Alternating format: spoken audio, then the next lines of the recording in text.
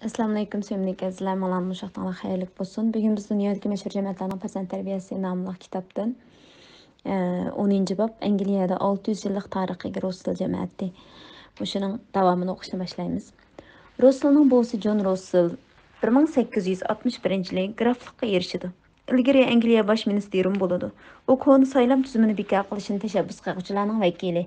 Siyasi bilan shug'ullanuvchilarga nisbatan olganda konu saylam tüzümiga tuzitish kirgizishdan ortiq qiyinchilik bo'lmaydi.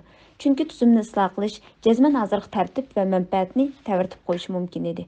Shu nurg'un kishilar konu tuzumning nomuvofiqligini aniq bilib tursa-mu, biroq isloh qilishga jur'at qilolmaydi. Russell gerçi Aksunak ailesinden kelip çıkan bolsumu ama 2 ve 3 yaş vaqtlarida ata-onasidan bir-birlab ayırılıp qaladı. Şu onun balıq davri bu momsының uyda ötüdü. Russell'ның bolsi gerçi u da 2 növbət Angliya baş ministeri bolğan siyasi bolsumu, biroq Russell ata-onasidan burunla ayırılıp qağaçqa balalıqda ularning hech qanday yordamiga erişənməyən deyişki boladı. Russell ömürdə 4 növbət nikah alındı. Bəzi zatlarning qarashicha bu uning balaligida ona mehriga qanmaganligi bilan munosabatlik ekan. Russellning momisi fransuz, nemis, italyan tillarini pishiq bilgandan boshqa Shakespearening asarlarini yoqtirib o'qiydi. Russell kichkidan boshlab momisining qattiq tarbiyasi cho'ng bo'ladi. Momisi uni maktabda tarbiyalamaydi. Uningga oila o'qituvchisi taklif qilib berdi. Germaniya, Shveysariyadan kelgan oila o'qituvchilari Russellga nemis, fransuz, italyan tillarini o'rgatadi. Onundan başqa Russell ilim-fən və matematikini ailə oxutucusundan öyrəndi. Şuna Russellның balalıqda heç qandaq həmrayı olmaydı. O intayın yegana halda yaşaydı. Russell tərəqqipərvər cəmiyyətinin avladı boluş sübütü bilən diniga gumon bilan qaraydı. Çünki onun dadısım atizmçi idi. Şun Russell bunun təsirdə heç qandaq diniga işənməydi. Biroq u hayat vaqtlarida xristian dinining ba'zi ahkomlarini ko'p qaytim tanqid qiladi. Angliyaga o'xshash xristian diniga sodiq bir davlatda xristian dinini tanqidlashga zo'r g'ayrat va jur'at ketadi. Buni odatga odamlar qilolmaydi. Farzandlarini tarbiyalash uchun Bacon Hill maktabini bevosita ta'sis qilish. 1927 yili Russellning 2 farzandi maktabda o'qish yoshiga to'shidi. U ayoli bilan bir maktab qurib, farzandlarini bevosita tarbiyalashni qaror qildi. Russell balalarının tarix dərslləri yetekçilik qilishqa, ayoli nemis və fransuz tilini təkrar qilishqa məsul bo'ladi. Mana bu dunyoga məşhur Russell təcrübə məktəbi Bacon Hill'dir. Ayni yillari Russell ayol xristian dinini targ'ib qilgan Angliya ma'rifini yoqtirmaydi. Uningdan boshqa ular yana odatki maktablarning tarbiyasi bolalarni o'zini tutish iqtidori bo'yicha tarbiyalashdan o'zini qochiratdi. Shunga u farzandlarini o'zlarini tarbiyalash irodasini texmi changitgan. Onundan başqa Russellның məktəb qurışığa yeni bir balıq keçmişləri səbəb bolğan. Russell kiçik vaqtida məktəbdə oxumagan, bəlkə zayıflıqni təşəbbüs qılğan momisinin qaşıda ailə oxutucusundan təkrarlab beriş türküsü çoğ bolğan. Onun balalıq turmuşida heç qandaq həmrayı bolmagan. Şoň balıq çağlarında Russell hətta başqalar bilan fikirləşishdən qorxudu. Russell 18 yaş vaqtida Cambridge universitetiga o'qishga kirdi hamda başqalar bilan aloqaga bel bog'laydi. Bu nuqtani u aniq tushundi. Go'dak bolalarning hamroyi bo'lish kerak deb qaraydi. Shunga har vaqt farzandlarga hamroh bo'lishga tirishadi. Bolalarning o'zining balalik davriga o'xshash o'tmaslik uchun maktab qurishni qaror qildi. Undan boshqa Russellning Bacon Hill maktabi qurishdagi bir sabab u ayni yillardagi Angliya ma'rif tuzilmasida ig'ir masala bor deb qaraydi. Hamda Angliya ma'rifining davlat va huquq manfaatiga uyg'unlashlik foyda manfaat, mexaniklik ixtisos egalarini tarbiyalashni ziyod ta'kidlashlarini qattiq tanqid qiladi. Ma'rifdagi bu xil radikallikni hal qilib tasavvur kuchi va ijodkorlik kuchiga boy ixtisos egalarini tarbiyalab chiqish uchun ro'shan selishtirim bo'la oladigan tajriba maktabini qurish kerak deb qaraydi. Russell farzand tarbiyasini cho'nqur tadqiq qiladi. Ma'rifning muvaffaqiyati yoki mag'lub bo'lishidagi ochqoch bolalar tarbiyasi ekanligini ta'kidlaydi. U tajriba maktab qurish niyatiga kelishdan burun ma'rif falsafasiga to'yingan Ma'rif to'g'risida degan kitobini nashr qildirdi. Shunga Russell maktab qurishda qarig'larcha ish qilmagan. Uning ma'rif to'g'risidagi o'ylanishi hatto kitob tuzish darajasiga berib yetgan. Uni intayin layoqatli pedagog deb atashqa bo'ladi. Russell pedagog bo'lish sifati bilan 2 yoshdan 14 yoshgacha bo'lgan tarbiya bir odamning hayotida hal qiluvchi rol o'ynaydi deb qaraydi. O'sha asosda Russell bolalarning erkinligi va mas'uliyatini alohida ta'kidlaydi. Bolalar majburiyatini to'liq ado qilganda, ondan ular to'liq erkinlik erisha oladi. Bu Russellning bolalar tarbiyasida amal qilgan prinsipi. Ko'plagan tajriba maktablari bolalarga to'liq erkinlik berdi.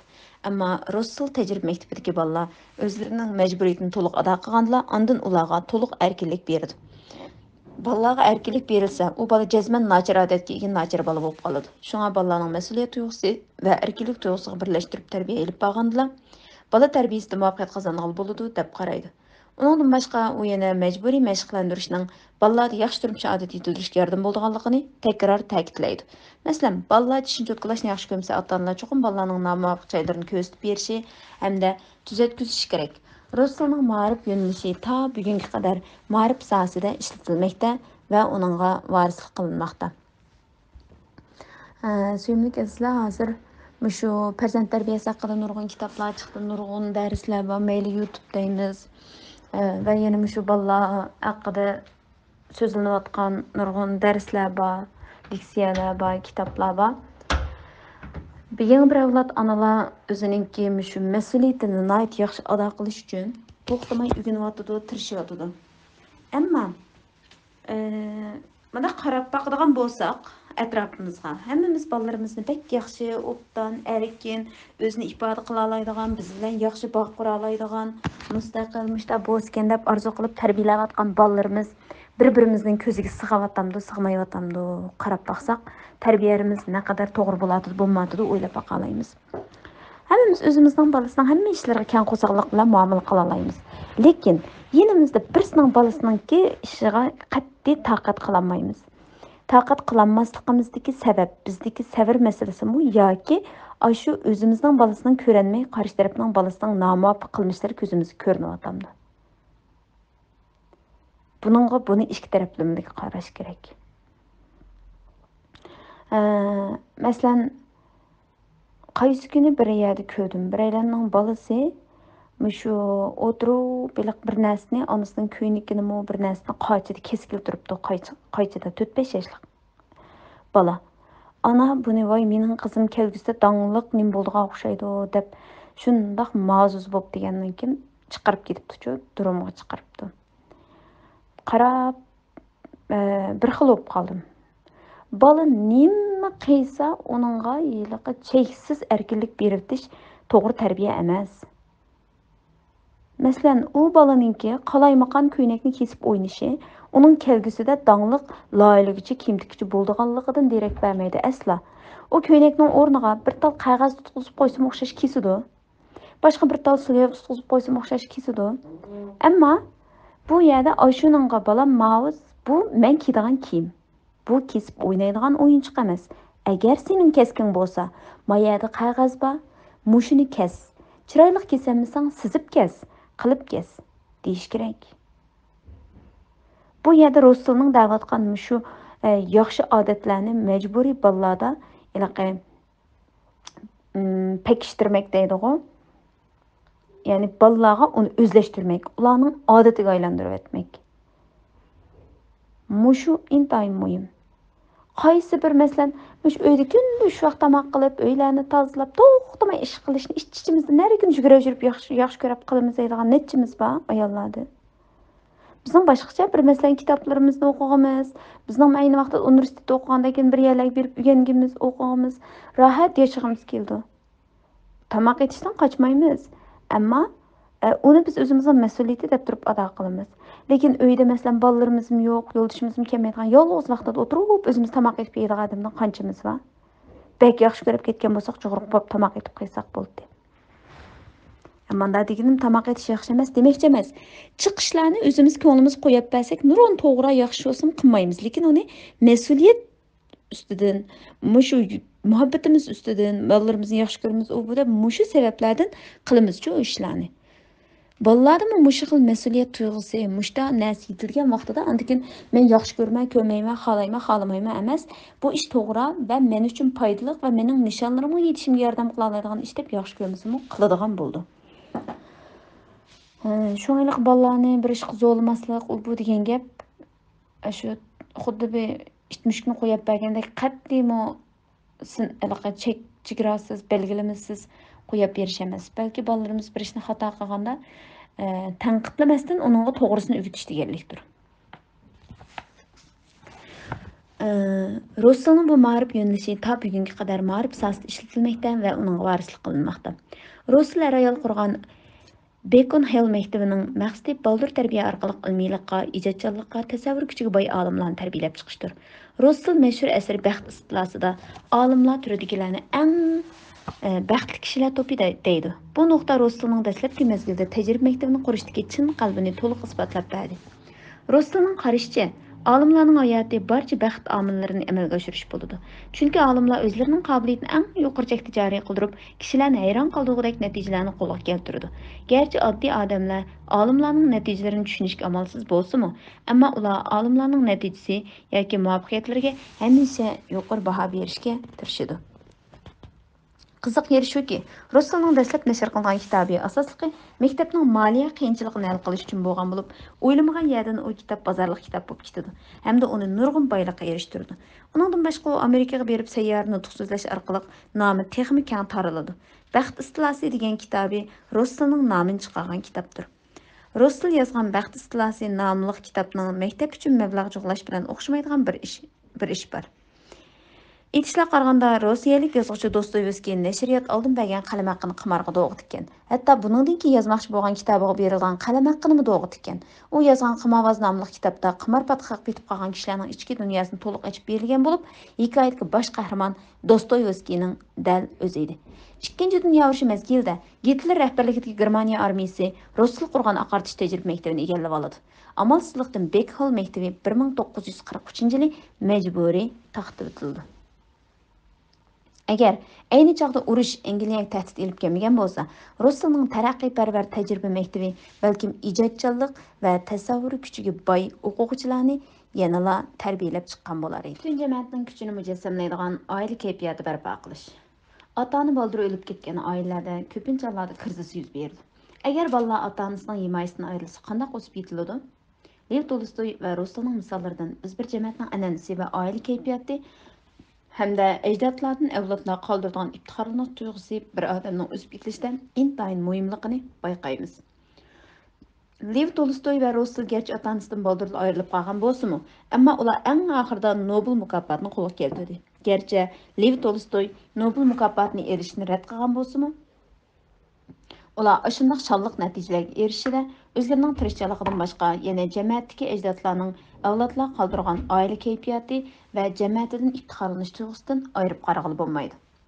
Jamoatning uyush kuchi jamoat ajdodlarining avlodlar qoldirgan oila kayfiyati va jamoatidan faxrlanish tuyg'usini ko'rsatadi.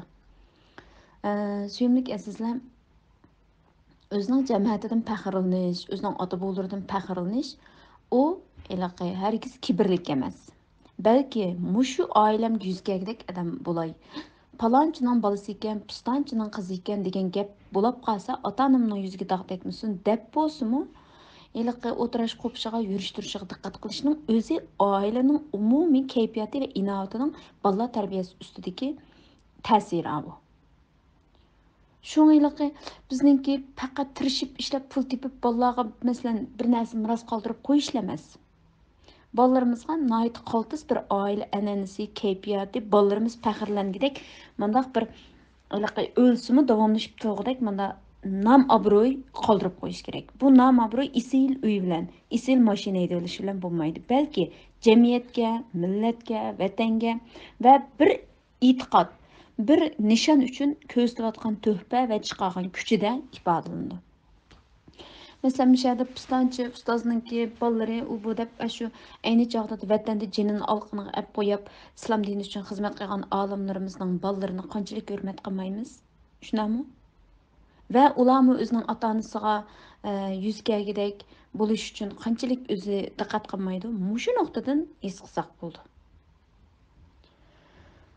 Agar bir jamoat uyush kuchiga ega bo'lsa, ota-onasi o'lib ketgan taqdirda shu an'anaga tayanib qaysarlikni joriy qildirib, qaytadan hayotlik nishonini tepib chiqa oladi. Amaliyotda bu insonlar ajdodlardan nomus qilmaydigan bir xil iqtidor va impuls.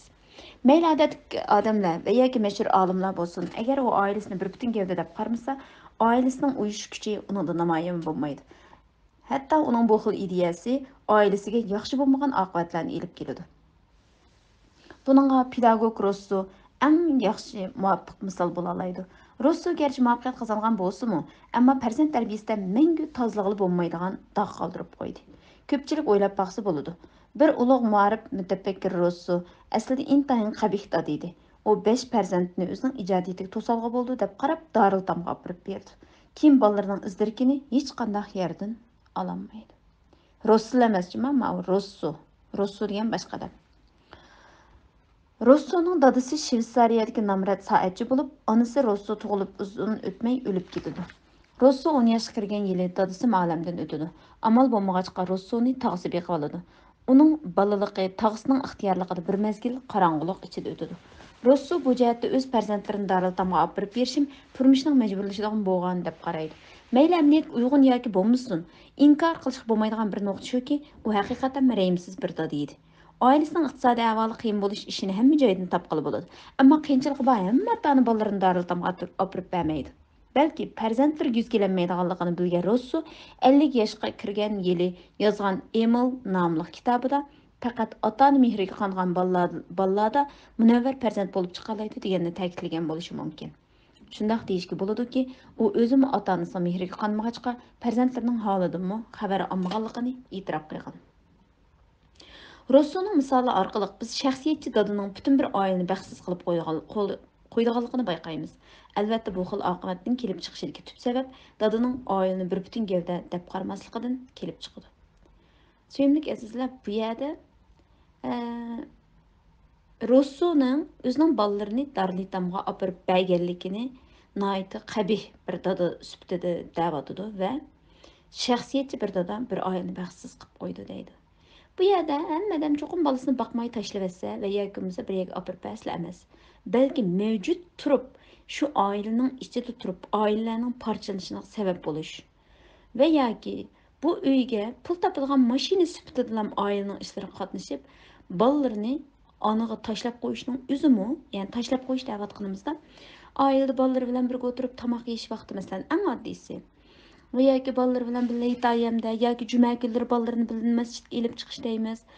Ya ishlab adam o'lib ketadi. O'lib ketganlar o'lib ketdi. Ularning ishini yana boshqalar qilyotadi-ku. Shundaymi emasmi? Unda bo'lgandan keyin bu yerda bolalar uchun vaqt ajratish intayin muhim. Bu shunday qilmaganlar o'xshashli shaxsiyatchi hisoblandi. Balkim uyda nima qilmay joy-joylarda men sayohat qilganlar bo'lishi mumkin. Masalan, o'zi bolalari, oilasi, masalan, boshqa yerda, o'zi boshqa yerlarda tijorat qilgan u bo'lishi mumkin. Va hozir degan to'g'ri texnik taraqqi qilib ketdi. Bolalar bilan mustaqillikqa suratli ko'rishish, ular xat yozish, telefon qilish, ayrim-ayrim ko'rishish qatorliqlarmi bolalarimizga berilayotgan qadr-qimmatdan iborat. Ularni mening dadam meni yaxshi ko'rdi, dadam shundoq bizni boqamiz deb mushtaq bo'lyapti deydigan tuyg'uga bolalar keladi, his qiladi. Ve özünü qadrli qimmatli his qiladi. Muhabbatni cho'qim kelib quchoqlab suyib cho'kildirib unda ifodalamasa jiroqdan ifodalagan bo'ladi. Ammo muhim eng ichinchlikqa yonda turib hech nima ko'zlanmaslik va his qildirmaslik. Büyük jamoatni barliq keltirishdagi 7 prinsipning avtori mundaq deydi. Oila a'zolari 4 bo'lganda jamoat a'zolari 5 bo'ladi. Buni ko'pchilik tushunmasligi mumkin. Aniqli 4 odam tursa, nimishqa boshqa odam bo'lib qoladi deb qarash turgan gap. Undaqda 5-ci ailə əzası kimdir?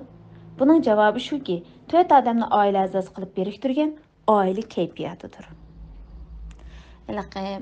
Türkçe'de bana ifadələydi o.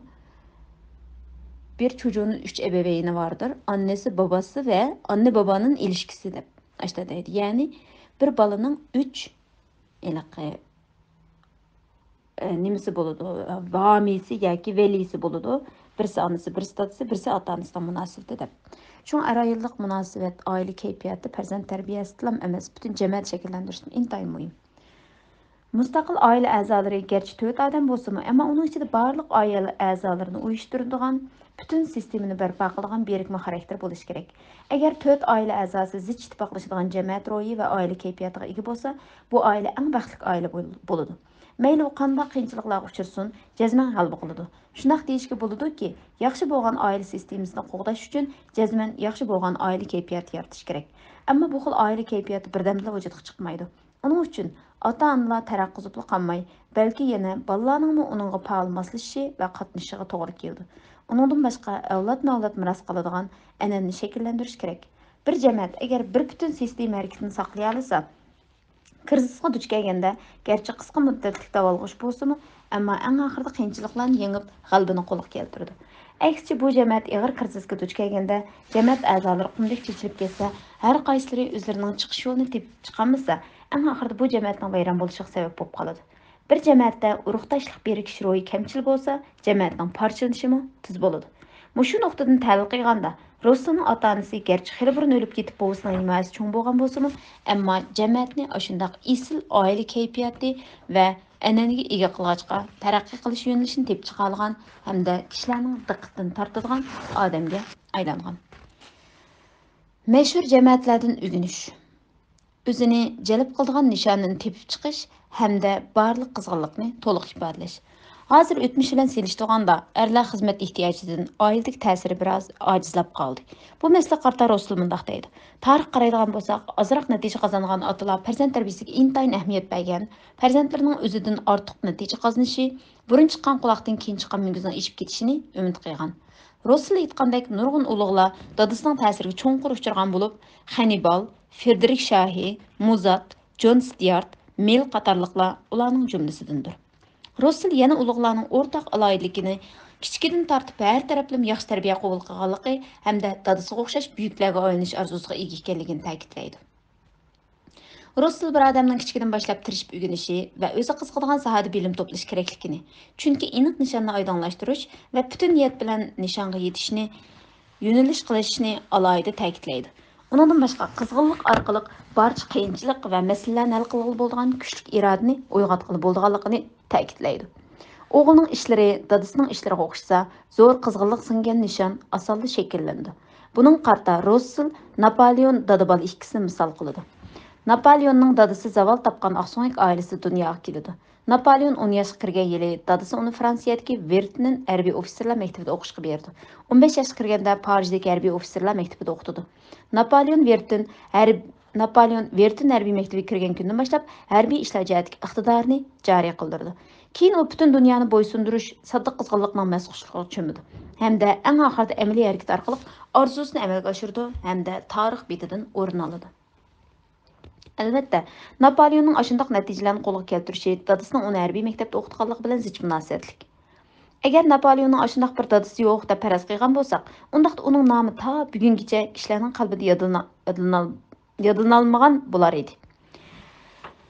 Russellning dadasining farzandlariga ko'rsatgan ta'sirini ta'kidlashidagi asosli sabab o'zimi dadasining ta'siriga uchragan. Garchi 2-3 yosh vaqtida ota-onasi orqadan o'lib ketgan bo'lsa, ammo ota-onasi qoldirgan oila kayfiyati va ro'yi hech qanday cheklimga uchramaydigan taraqqiyparvar ro'yi Russellning hayotida yetakchilik rol o'ynagan.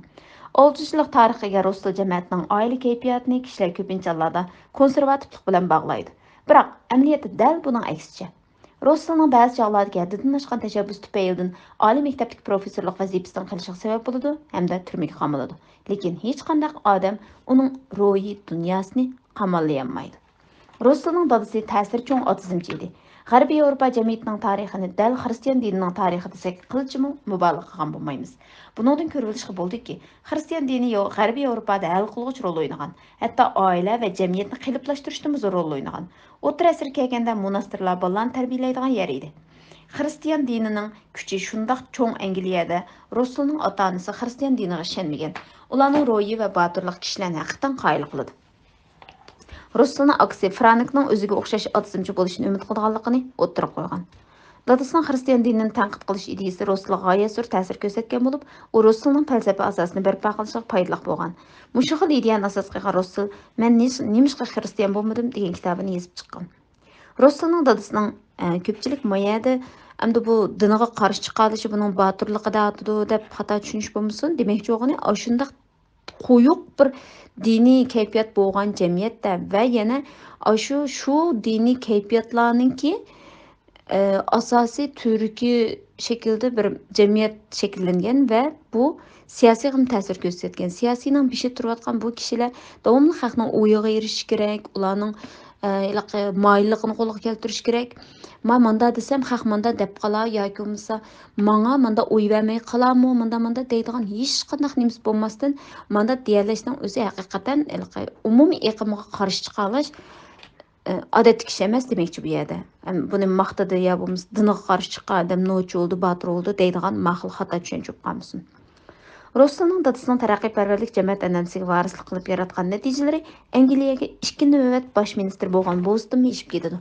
Taraqqiyparvarlik ideyasining ta'siriga cho'nqur uchragan Russell jamiyati ayrim holda Angliyaga vakillik qilgan buyuklarni tarbiyalab chiqish orqali dunyoda hurmat topgan jamiyat degan sharafga nail bo'lgan. Suyimli azizlar, biz bu kitobdagi Russell jamiyatini o'qib tugatdik. Qaraydigan bo'lsak, oila kayfiyati, oila an'anasi yaratish intayin muhim. Her bir aileninki o'ziga yarasha nimalar bo'ldi. Aile nizamları bo'ladi, aile kayfiyati, bu narsalar bo'ladi. Ma'lum bir intizom va ma'lum bir chek-chegara ichida bo'lmagan vaqtida hammadan o'zi xohlaganini qilimi desa, u oila kayfiyatini yo'qotib qo'ydi. Shuning uchun biz nayt yaxshi bo'lgan oila kayfiyatini barpo qilish uchun tirishaylik. Bugungi kitob mushu jamiyat haqidagi o'qiydiganlarimiz musha tugadi. Ko'pchilik rahmat. Allohga omonat.